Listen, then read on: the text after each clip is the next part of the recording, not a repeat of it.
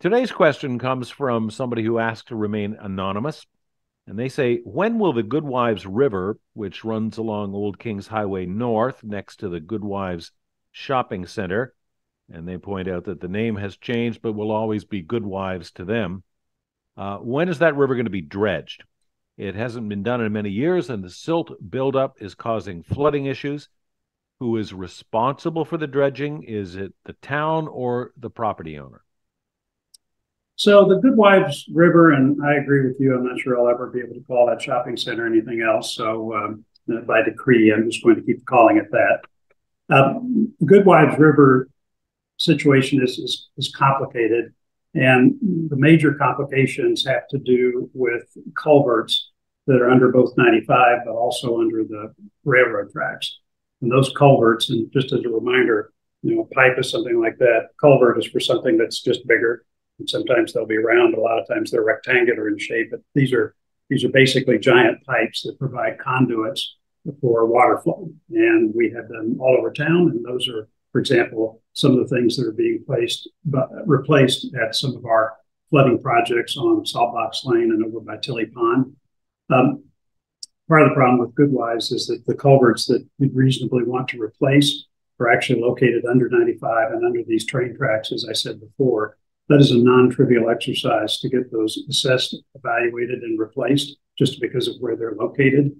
And because of that, it's creating some flooding problems. We could do some dredging there, but I don't think the dredging actually improves that. Anytime you want to make an improvement to flooding, what you've got to do is you've got to take a look at the entire flow of the water, both from where the flooding problem is to an ultimate exit. So in this case, Holly Pond or Long Island Sound or something like that.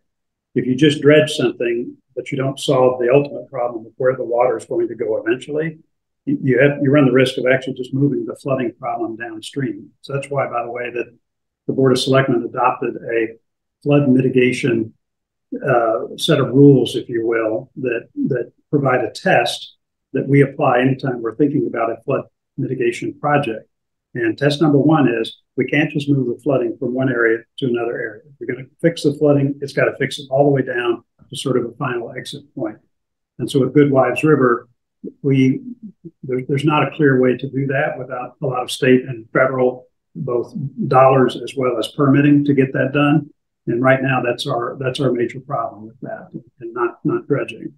But we'll stay on top of that. And I think if the feds and the state could be engaged with that, that there might be some potential for help in that area. Not right at the moment, but certainly on the list.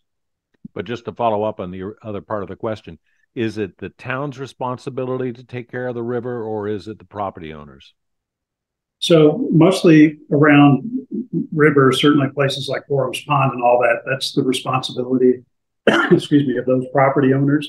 We have the same problem with Stony Brook, which is that there are areas, for example, where some stone walls have fallen into the Stony Brook, where you've got some other blockage that might result from just a deterioration.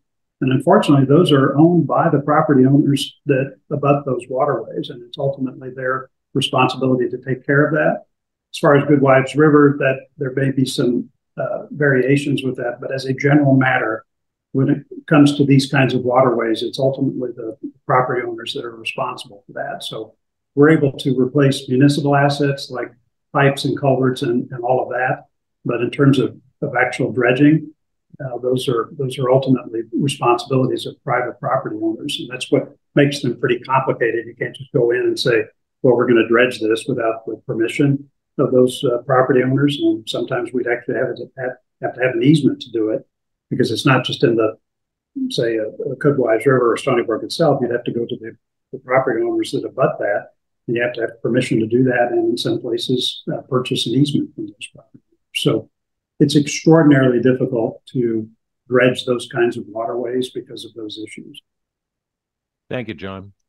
We are expectantly awaiting the arrival of your question, viewers. If you have a question for the First Selectman, send it along, DarianTV79@gmail.com. And thanks for watching another edition of Ask the First Selectman.